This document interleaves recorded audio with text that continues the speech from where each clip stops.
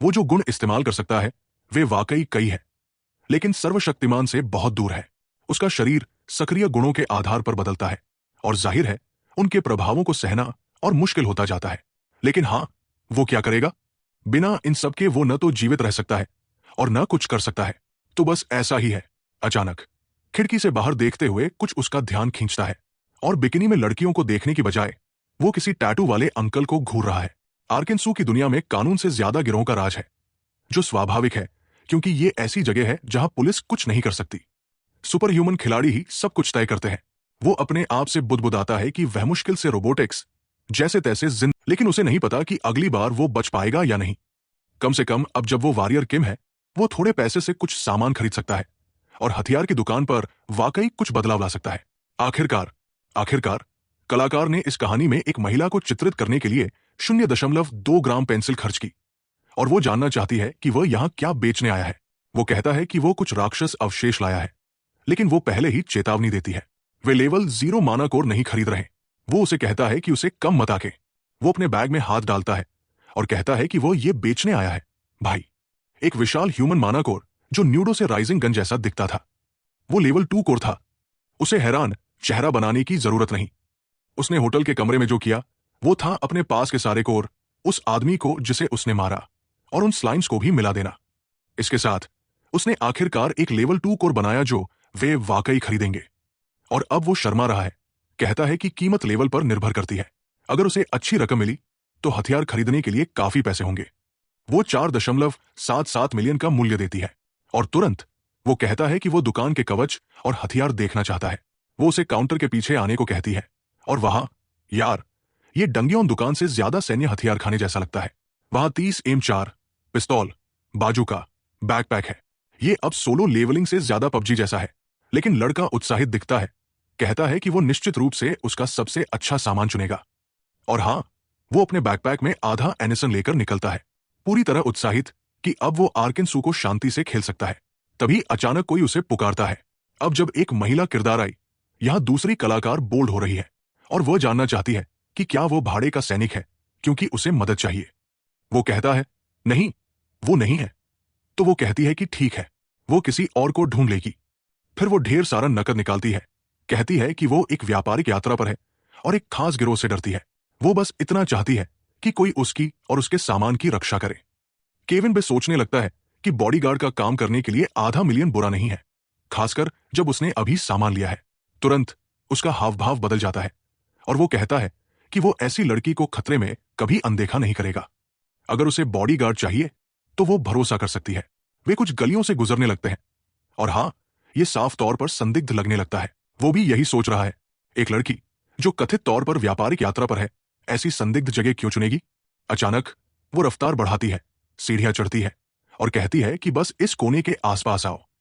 जब वो देखता है वो गलियारे के अंत में है, कहती है, ये बस वही है, और वह चला जाता है। सच में ये बेवकूफ इस जाल में फंसने वाला है। लेकिन जैसा कि वो प्यारा वॉरियर किम है, उस पल में उसे कुछ दिखाई नहीं दिया और उसने रात दृष्टि अनलॉक कर ली। लेकिन अचानक, भाई, लड़की एक पिस्तौल निकालती है और कहती है कि वह जितना उसने सोचा था उससे ज्यादा सतर्क है। और इससे पहले कि वो पूछ पाए कि क्या हो रहा है, वो पहले से ही बंदूक तान चुकी है और डियर उसके ठीक पीछे है। किम कुछ कहने वाला होता है, लेकिन वो आदमी बस कहता है कि उसे फिर से देखकर अच्छा लगा। तभी हमारा लड़का, वो तुरंत पूछता है कि उसने ऐसा क्या किया जो इसके लायक है। जैसे ही डियर कहना शुरू करता है कि वो आसान निशाना लगता था, किम पहले से ही भाग रहा है। वो हथियारों वाला बैग फेंक देता है और गली के अंत की ओर दौड़ता है। डियर लड़की से गोली चलाने को कहता है और वो शापित औरत निशाना साधती है और गोली सीधे उसकी रीढ़ में लगती है। हमारा लड़का कचरे की तरह सीढ़ियों से नीचे गिरता है। लीडर आकर शिकायत करता है कि उसे टांग में मारना था। अब वो मर गया। वो बस कहती है कि ये उसके भागने से बेहतर है।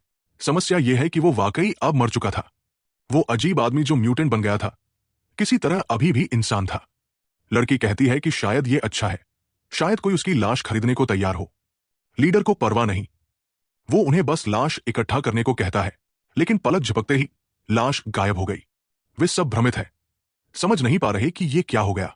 फिर उस जगह की लाइटें फट जाती है और किसी को सिर के पीछे चोट लगती है। कोई कुछ नहीं देख सकता क्योंकि अंधेरा पूरा है। अतिरिक्त ताकत और सारे प्रतिरोध गुणों के अलावा कुछ और भी था। हथियारों की दुकान पर उसने एक बुलेट प्रूफ वेस्ट खरीदा था क्योंकि पता नहीं क्या हो जाए। और जिस पल उसे गोली लगी, उसने एक और गुण हासिल कर लिया, मरे होने का नाटक। और चूंकि कोई कुछ नहीं देख सकता, भाई, हमारे लड़के के लिए डियर के पास चुपके से जाकर उसे जबड़े पर मारना आसान है। वो मूर्ख तुरंत जमीन पर गिरता है, लेकिन वापस उठता है और एक लात मारने में कामयाब होता है।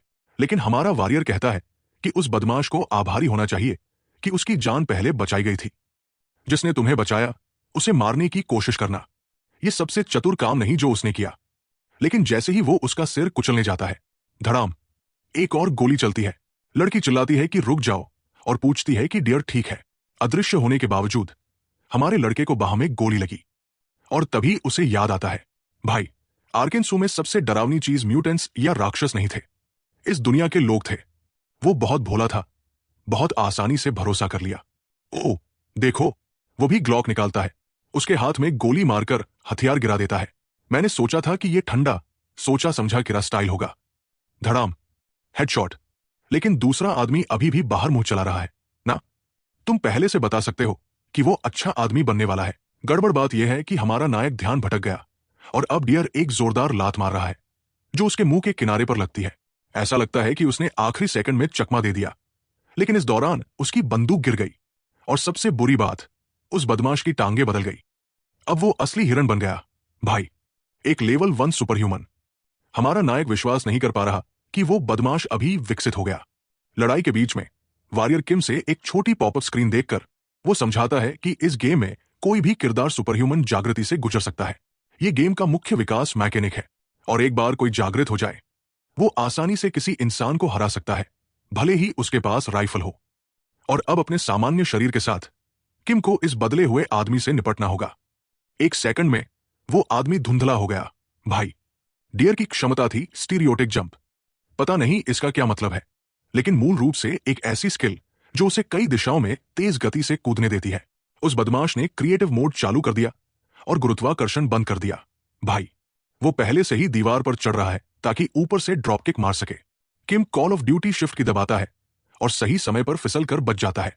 डियर को विश्वास नहीं होता कि कोई जागृत न होने वाला उसकी हमलों को चकमा दे रहा है, लेकिन वो फिर से हमला करता है और इस बार हमारा लड़का खुद का बचाव करने पर मजबूर है, लेकिन उसका हावभाव अचानक बदल जाता है।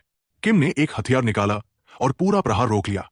वो कहता है कि आखिरकार वो आदमी वाकई एक जानवर ही है। जैसा उसने सोचा, वो एक्सपेंडेबल बिटकॉइन खरीदना सबसे अच्छा विकल्प था। कुछ घंटे पहले दुकान पर वो सोच रहा था कि क्या हथियार खरीदना भी ठीक है, क्योंकि खैर, वॉरियर किम, अंदाजा लगाओ वो किस क्लास का है। हाँ, वॉरियर क्लास। जितना मजबूत वो होता, बंदूकें उतनी ही बेकार हो जाती। उसे कुछ ऐसा चाहिए था जो वॉरियर टाइप किरदार से मेल खाए। चूंकि कोई असली तलवारें उपलब्ध नहीं थी, सबसे अच्छा विकल्प वो बैनन लेना था। और जाहिर है, चूंकि उसका किरदार वॉरियर टाइप है, उसे उस तरह के हथियार इस्तेमाल करने पर बोनस मिलता है। अगर डियर को लगा कि वो इससे बचकर निकल जाएगा, तो नहीं, यहां हमारा लड़का पिटाई करने आ गया। पहला प्रहार सीधे उसके पेट में लगता है और इसके साथ उसे स्ट्रॉन्ग हिट गुण मिलता है। आखिरकार, पहला गुण जो वाकई उसकी क्लास के लिए खास है, वह बफ ऊपर, नीचे या किनारों से हमले में जोड़ा जा सकता था। और अच्छी बात यही थी, इसे ढेर सारी स्थितियों में इस्तेमाल किया जा सकता था। लेकिन डियर अभी भी सब कुछ चकमा दे रहा है और एक और लात मारने जाता है। दुर्भाग्य से किम ने एक बड़ा मौका छोड़ दिया और शायद इस बार चकमा न दे पाए। अच्छे विकल्प न होने पर वो इसे सहने का फैसला करता है।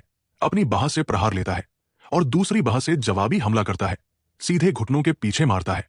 वो आदमी तेज था और हमेशा प्रहार कर लेता, तो किम फैसला करता है कि हर बार प्रहार खाने पर वो भी मारेगा।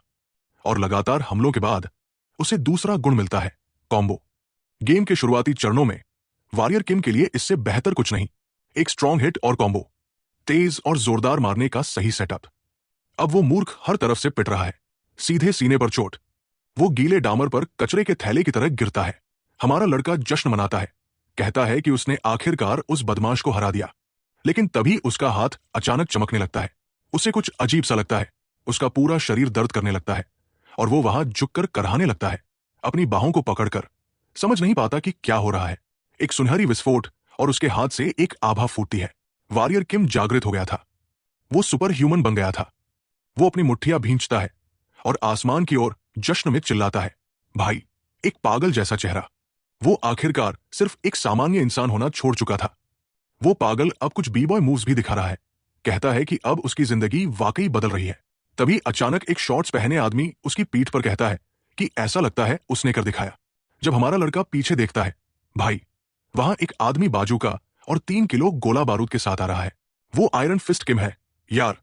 वॉरियर किम के ठीक बाद वो दूसरा सबसे बेसिक 2 स्टार किरदार है। एक ऐसी क्लास जो एक मजबूत सैनिक जैसा है और अपने मुख्य हथियारों के रूप में बंदूकें इस्तेमाल करता है। इसके अलावा वो अपनी कृत्रिम बाहों से गोली चला सकता है। और अब हमारे लड़के के लिए सबसे बड़ी समस्या, वो बदमाश आयरन फिस्ट गैंग का लीडर है। चूंकि किम उनके क्षेत्र में लड़ रहा था, उन्होंने इसे उकसावे के रूप में लिया होगा। आयरन फिस्ट आगे बढ़ता है, बाजूका किम के सीने पर दबाता है और पूछता है कि क्या उसने इतना हंगामा करने से पहले यह भी देखा कि वो कहाँ है। किम समझाने की कोशिश करता है, हां, उसे अपनी रक्षा करनी थी, मरने से बेहतर था, तो उसके पास ज्यादा विकल्प नहीं थे। वो आदमी एक पिस्तौल निकालता है और कहता है कि ऐसा लगता है किम अपने दुश्मनों से ज्यादा आयरन फिस्ट गैंग से डर गया था। बेचारा किम यार, उसने अभी एक लड़ाई खत्म की और वो पहले से जानता है कि अगर अब दूसरी लड़ाई में पड़ गया तो वो नहीं बचेगा। वो आदमी उसके दिल की ओर इशारा करता है और कहता है कि आखिर में किम ने सबसे गलत विकल्प चुना और अब उसे पता चलेगा कि उनके क्षेत्र में लड़ाई करने वालों का क्या होता है। एक सेकंड की खामोशी के बाद हमारा लड़का कहता है कि वे एक बात भूल गए। वो उसकी बंदूक पकड़ लेता है, भाई, और कहता है कि वो इतनी आसानी से नहीं मरेगा। वो खुद ट्रिगर दबाता है और गोली सीधे उसके सीने से आर पार हो जाती है। वो आदमी भ्रमित है, समझने की कोशिश कर रहा है कि क्या इस पागल ने सच में उसकी बंदूक पकड़कर खुद को गोली मार ली। हमारा लड़का खून बहता हुआ एक कदम पीछे हटता है और जाहिर है यह किसी और गुण को अनलॉक करने की शर्त थी। इस बार यह एक उन्नत पुनर्जनन लग रहा था, आयरन फिस्ट, जिसे मैं कभी कभी स्टील फिस्ट कह देता हूं। हां, माफ करना, बैकग्राउंड गड़बड़ है। कहता है कि ऐसा लगता है लड़के में एक दिलचस्प क्षमता है। अरे, अब समझ आया। आप उन्नत पुनर्जनन तभी अनलॉक कर सकते हैं अगर आपके पास बेसिक पुनर्जनन पहले से हो और आप सुपर ह्यूमन बन चुके हो। लेकिन हमारा लड़का जो अभी कोशिश कर रहा है वो सिर्फ एक धमकी है। वो जानता है कि ये लोग उसे आसानी से नहीं छोड़ेंगे, इसलिए वो उन्हें थोड़ा डराने की कोशिश कर रहा है। वो उनके पीछे की टीम की ओर इशारा करता है और कहता है कि अगर उनकी किस्मत अच्छी नहीं हुई तो वे यहां से जिंदा नहीं निकलेंगे। उन्हें सावधान रहना चाहिए क्योंकि वे वॉरियर किम से पंगा ले रहे हैं। बड़ा आदमी हंसता है और कहता है कि यह वॉरियर किम काफी हिम्मती लगता है और लड़के की हिम्मत की वजह से वो उसे इस बार जिंदा जाने देगा।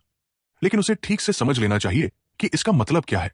हमारा लड़का बस सिर हिलाता है और उसे धन्यवाद देता है। वो आदमी अपना हाथ बढ़ाता है और कहता है कि वो उसके साथ काम करने का इंतजार करेगा।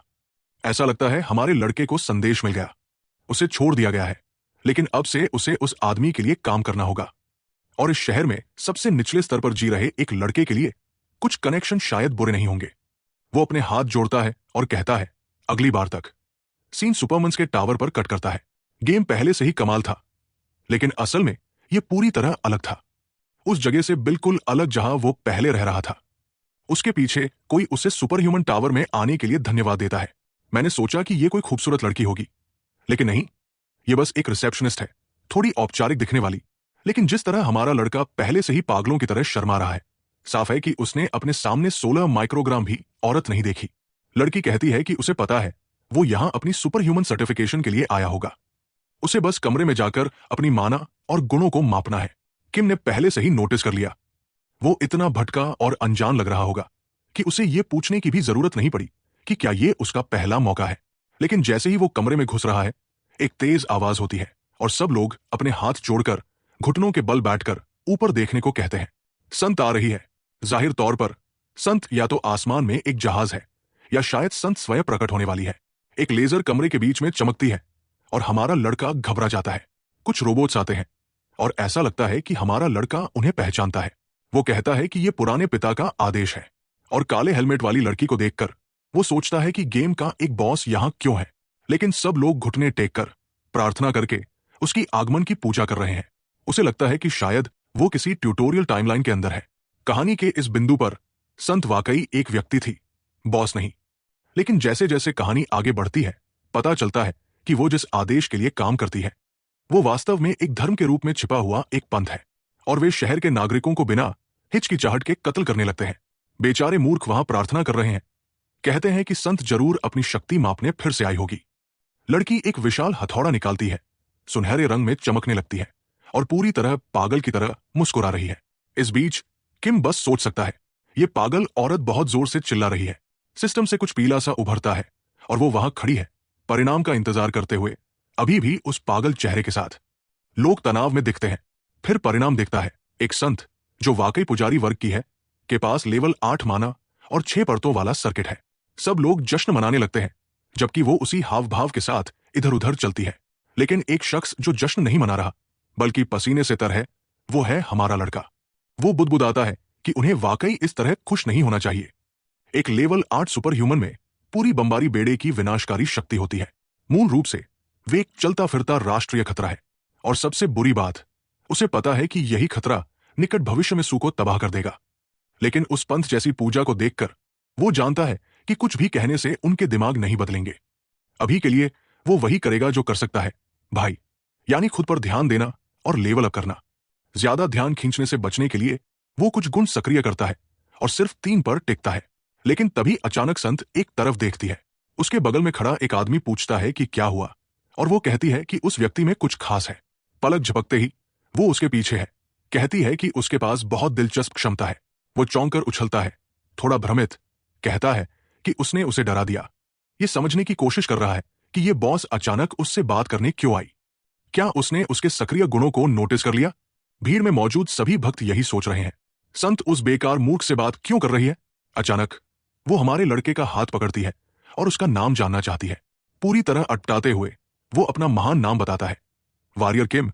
ये याद करते हुए कि आर्केन सू में एक पुजारिन किसी का नाम सिर्फ एक वजह से पूछती है।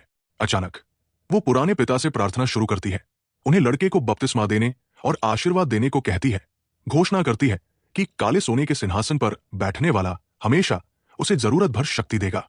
भाई, लड़की वाकई उसे बपतिस्मा देने की कोशिश कर रही है। उसके शरीर पर चमकते सुनहरे टैटू भी उभरने लगते हैं। वो उसे कहती है कि दुनिया की शांति को स्वीकार करे और इस जगह की नफरत को छोड़ दे। भीड़ पूरी तरह जलन में है। कहती है कि यह जीवन में एक बार मिलने वाला अवसर है, खासकर महान बेटी और सबसे शक्तिशाली संत से। लेकिन किम के लिए समस्या यह है, अगर उसने बपतिस्मा गुण ले लिया तो उसे पालादिन बनना होगा, और भले ही वे पागल पूरी शहर पर हमला करेंगे, अंत में वे कोरिया के सबसे मजबूत योद्धाओं से हार जाएंगे। वो हिम्मत जुटाता है, अपना हाथ उससे छुड़ाता है और दूर खींचता है। सोचता है कि ये लड़की क्रिप्टो स्कैमर जैसी है, सिवाय इसके कि यहां हार पक्की है। जाहिर है भीड़ हैरान है। वो घुटनों पर गिरता है और कहता है कि वो बपतिस्मा लेने से इनकार करता है। संत का हाव भाव तुरंत बदल जाता है। वो कहती है कि शायद उसने कुछ गलत सुना। हमारा लड़का अटपटाते हुए लेकिन दृढ़ कहता है, नहीं, उसने उसे सही सुना। वो जवाब देती है, ठीक है, फिर हम नागरिकों की स्वतंत्रता से इनकार नहीं कर सकते, लेकिन वो निश्चित रहे कि पुराना पिता हमेशा उसे देखता रहेगा। ओह, वो उस पर हाथ रखती है, कुछ शैतानी श्राप बुदबुदाती है। कहती है कि उसे ये नहीं भूलना चाहिए कि पवित्र प्रकाश पहले से उसके अंदर है। ओह, देखो, वो मुड़ती है और चली जाती है, हमारे लड़के को सचमुच आग में छोड़कर, सबके सामने भूनते हुए। वो जिंदा जल रहा है, जबकि आसपास के लोग कह रहे हैं कि ये उसकी गलती है क्योंकि उसने बपतिस्मा ठुकरा दिया। हां, इस दुनिया में नास्तिक होना वाकई इसके लायक नहीं। कोई कहता है कि उसने जो इस्तेमाल किया उसे डिवाइन फीवर कहते हैं, एक सजा देने वाली क्षमता जो बपतिस्मा ठुकराने पर भयानक दर्द देती है। जाहिर है किम, हमारा 10,000 घंटे गेम प्ले वाला लड़का, पहले से जानता था कि ऐसा होगा, लेकिन फिर भी पूरा शरीर आग में जलना बहुत दर्द देता है। डिवाइन फीवर पूरे गेम में सबसे मजबूत डिबफ में से एक था। मूल रूप से यह कभी न खत्म होने वाला दर्द लोगों को जिंदगी से हार मानने पर मजबूर करता है। मंदिर इसी तरह बपतिस्मा ठुकराने वालों को खत्म करता है। हमारा लड़का मूर्ख है। मुझे लगा उसके पास कोई गुण होगा इसे झेलने के लिए, लेकिन वह मरने वाला था, जब तक कि अचानक किसी ने उस पर एक तरल डाला जिसने उसे शुद्ध कर दिया। हां, मैंने अभी क्योर और प्योरीफाइड को मिला दिया। दोस्तों, गेमर डिक्शनरी के लिए नया शब्द। वो वही साधारण लड़की है जिसके लिए वो पहले गिर गया था ना। वही पूछती है कि क्या वो ठीक है। वो सोचता है कि वो थोड़ी पागल है, क्योंकि ज्यादातर लोग बपतिस्मा की उस प्रक्रिया से गुजरने वाले की मदद से बचते हैं, लेकिन अब उसकी हीलिंग की वजह से उसे बस थोड़ा और बर्दाश्त करना था। आखिरकार भाई, डिवाइन रेजिस्टेंस गुण प्रकट होता है। वो पूरी तरह खेती मोड में है, ऊर्जा इकट्ठा कर रहा है। जाहिर है उसने बिना योजना के बपतिस्मा नहीं ठुकराया। डिवाइन फीवर आपकी माना को जलाता है और चूंकि वो अभी सिर्फ लेवल 1 है और उसके पास मुश्किल से कोई माना है, फीवर उसे ज्यादा प्रभावित नहीं करता। पहला चरण पूरा, और अब उसने डिवाइन रेजिस्टेंस हासिल कर लिया और गुण सक्रिय कर लिया। समस्या ये है, वो अभी भी जल रहा है, दर्द में तड़प रहा है, जबकि लड़की उस पर बोतलें फेंक रही है। मुझे लगा ये कोई दुर्लभ हीलिंग पोशंस होंगी, लेकिन नहीं, वो सचमुच सादा पानी फेंक रही है। लेकिन भले ही वो सिर्फ H2O हो, ये उसे शांत करने में मदद कर रहा था। वो वही था, भाई, अपनी छाती में आग और पानी को केंद्रित कर रहा था, जबकि डिवाइन ऊर्जा उसके चारों ओर जल रही थी। वो पूरी तरह यिनयांग मोड में था, आग के दर्द को तर्क की ठंडक के साथ जोड़ रहा था। छाती में बची थोड़ी सी माना के साथ वो आग बुझाने में कामयाब हो जाता है। सब लोग अपनी आंखें ढक लेते हैं, और अब वो जो जागृत करता है वो है माना बैरियर। अब वो वहां खड़ा है, हाथ बांधे, बहुत आत्मविश्वास में। 5 सेकंड पहले वो मूर्ख की तरह मर रहा था, लेकिन अब वो आश्वस्त है। अगर एक चीज वॉरियर किम को बचाती है तो वो यही है। लड़की पूछती है कि क्या वो ठीक है। वो कहता है, हां, उसकी वजह से। जबकि आसपास के लोग भ्रमित हैं, सोच रहे हैं कि क्या वो वाकई डिवाइन फीवर से बच गया। लेकिन सच ये है, किम ने आग खत्म नहीं की। तकनीकी रूप से वो अभी भी जल रहा है। उसने बस अपने और आग के बीच एक बैरियर बना लिया ताकि उसे दर्द न हो।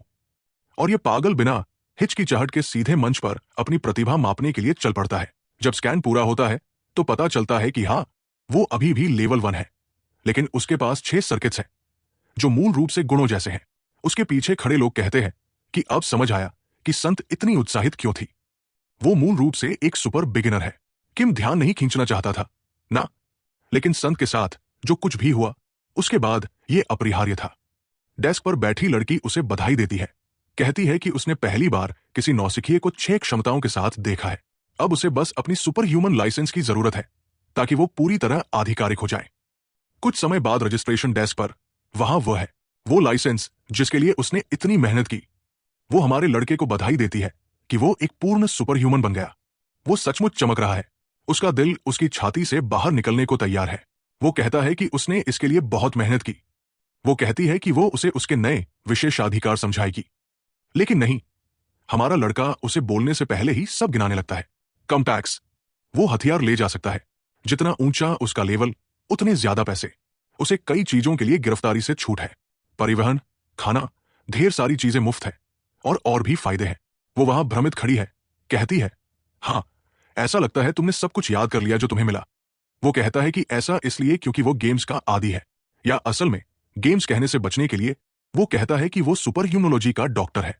ठीक है, लेकिन अचानक वो कहता है कि उसे एक ऐसी चीज में मदद चाहिए जो फायदों में शामिल नहीं है। बाहर भीड़ को देखते हुए वो इस जगह से बिना ध्यान खींचे निकलने का रास्ता चाहता है। वो खड़ी होती है और कहती है कि चिंता न करे, उसने पहले से कुछ तैयार कर रखा है। वो पूरी तरह घबराया हुआ है जब वो उठती है और उसके कंधों पर एक छोटी जैकेट डाल देती है, कहती है कि उसके पीछे आए। हम शायद इतने बड़े वेफर्स के आदी हो गए हैं कि ये ज्यादा सामान्य वाला लगभग बहुत सामान्य लगता है, लेकिन शायद ये अच्छी बात है। ये यिनयांग संतुलन जैसा है, समझे? इतने तीव्र वालों के बाद अब एक शांत है, सही संतुलन। जैकेट पहनकर चलते हुए वो उसे धन्यवाद देता है, कहता है कि उसके बिना ये बहुत मुश्किल होता। उस जैकेट में छिपने की क्षमता थी, और चूंकि उसने इसे इस्तेमाल किया, उसे छिपने का गुण भी मिल गया। फिर वो गलियारे के अंत की ओर इशारा करती है और कहती है, दुर्भाग्य से वो उसे सिर्फ यहां तक ले जा सकती है। हमारा लड़का उसे धन्यवाद देता है और फिर वो चली जाती है, जबकि ये मूर्ख वहां खड़ा सोच रहा है कि उसने कभी नहीं सोचा था कि आर्केन्सू में कोई इतना दयालु हो सकता है। और ये तो छोड़ो, वो प्यारी भी थी। तो जब वो मजबूत हो जाएगा, वो निश्चित रूप से उसका बदला चुकाएगा। वो उस कार्ड को निकालता है जो उसने उसे दिया था ताकि उसका नाम देख सके। उसका नाम था बैक्सरिंग। और फिर उसे गेम का एक बदमाश याद आता है, एक तलवारबाज पागल बरसरकर क्लास से। वॉरियर किम की थकान साफ झलक रही है। वो सुपर ह्यूमन बनने के बाद से लगातार 1 हफ्ते से मेहनत कर रहा है और सिर्फ एक डंग्योन साफ कर पाया है। उसकी कार्यक्षमता बहुत खराब है और वह ये जानता है।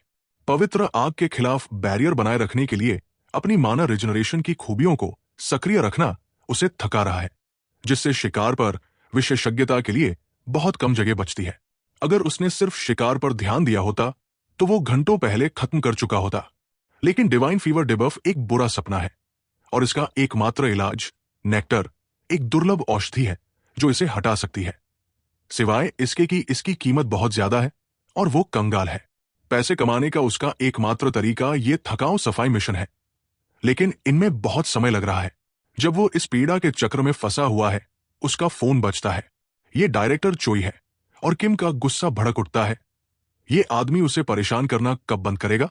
वो कॉल रिजेक्ट करने वाला होता है, तभी अचानक एक विचार उसके चेहरे पर आता है। बाद में सियांगू एजेंसी में वही पुराना बॉस उसका गर्मजोशी से स्वागत करता है। उसने सुना है कि किम डिवाइन फीवर से बच गया और उसके पास 6 क्षमताएं हैं, एक नौसिखिए के लिए प्रभावशाली। किम इसे हल्के में लेते हुए कहता है, हाँ, बातें ऐसी बन गई। और उसने जो नौकरी मांगी थी उसके बारे में पूछता है। बॉस का व्यवहार बदल जाता है। नेक्टर एक मुश्किल मांग है, एक दुर्लभ दवा जो केवल लेवल 5 से ऊपर के सुपर ह्यूमन से मिल सकती है। किम नाराज जाने के लिए खड़ा हो जाता है, लेकिन बॉस उसे रोकता है, आश्वासन देता है कि वो वस्तु जल्द ही लगभग पक्की है। किम जानता है कि इस आदमी के पास उन मजबूत शिकारियों से संपर्क है जो यहां से शुरुआत करके अब बहुत मजबूत हो गए हैं, तो शायद वो सच में नेक्टर ला सकता है। अनिच्छा से वो वापस बैठ जाता है और इस बार की मांग के बारे में पूछता है। बॉस एक टैबलेट पर कुछ दिखाता है और पूछता है कि क्या किम ने नंबर 1 सिक्योरिटी के बारे में सुना है।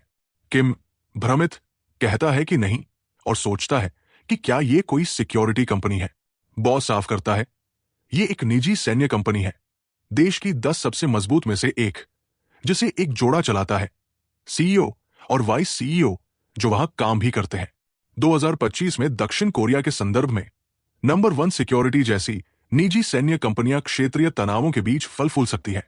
हाल ही में खबरों के अनुसार उत्तर कोरिया की रूस के साथ सैन्य भागीदारी और पूर्व राष्ट्रपति यून सुक योल के महाभियोग के बाद राजनीतिक अस्थिरता ने ऐसी कंपनियों की मांग पैदा की हो सकती है।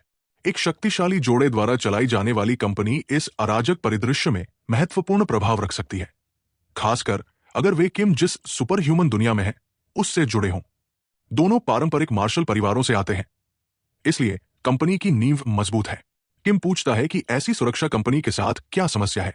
एक सुरक्षा कंपनी को सुरक्षा की जरूरत तो नहीं होनी चाहिए। बूढ़ा कहता है कि इसका उससे कोई लेना देना नहीं। समस्या उनका बेटा है, वो 20 साल से ऊपर का है और अभी तक उसने कोई सुपर ह्यूमन क्षमता जागृत नहीं की। किम कहता है कि यह वाकई असंभव सा है, क्योंकि उसके दोनों माता पिता मार्शल आर्टिस्ट हैं। बूढ़ा बताता है कि लड़के ने पहले से ही लेवल 8 माना जमा कर लिया है, लेकिन फिर भी वो जागृत नहीं हुआ और ऐसा लगता है कि वे जिस तरह के व्यक्ति को भर्ती करना चाहते हैं वो एक लेवल 1 सुपरह्यूमन योद्धा है, जो कि आप जानते हैं बिल्कुल हमारा लड़का है। किम हल्की मुस्कान देता है और कहता है कि अगर ऐसा है तो ये एक अच्छी नौकरी लगती है और वह इसे संभालेगा। अगले दृश्य में वे पहले से ही एक विशाल हवेली में सोफे पर बैठे हैं और बूढ़ा कहता है कि ऐसा लगता है कि कंपनी का सीईओ थोड़ा व्यस्त है। दूसरी ओर हमारा लड़का बस चारों तरफ देख रहा है, उस जगह की शानो शौकत से प्रभावित। लेकिन उनके हाव भाव तब बदल जाते हैं जब कोई देर के लिए माफी मांगता है।